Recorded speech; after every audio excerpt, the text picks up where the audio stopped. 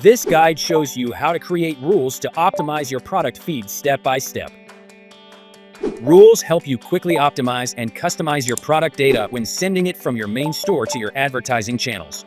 Instead of editing each item manually, you can use rules to automatically adjust prices, modify product titles, or fill in missing fields, and more.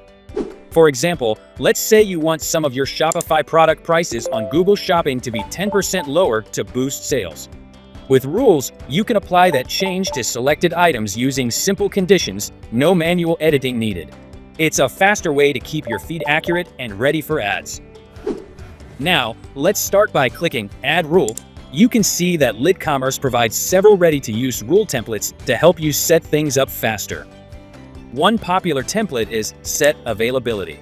This lets you define product availability, whether items are in stock or out of stock, based on the stock status from your main store.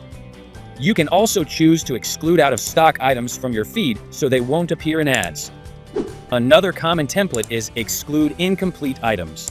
This helps you remove products with missing fields like descriptions, product links, and more. You can also customize the conditions by choosing which fields to check for missing data. To create a custom rule, click Add Rule, then Create New Rule. Start by entering a rule name and a short description. Next, set the If condition to filter which products you want to apply this rule to. For example, if you want to target a specific collection, choose Collection as the field. Then, select a condition like Contains or Contains any of and enter the value, for example, shirt. Now move to the Then section to define what changes should be applied. If you want to adjust prices, choose the Price field, select an action like Calculate, then pick an operation, such as minus, and enter a value, like 10 to reduce the price by 10 units. Or, to apply a 10% discount, choose Multiply and enter 0.9.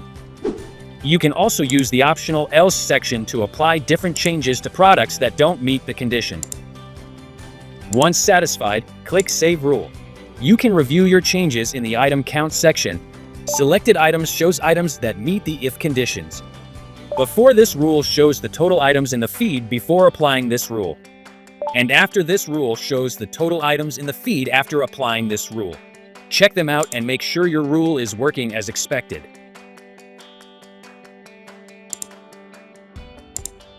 Another helpful feature is the ability to copy an existing rule from another feed or from your global rules.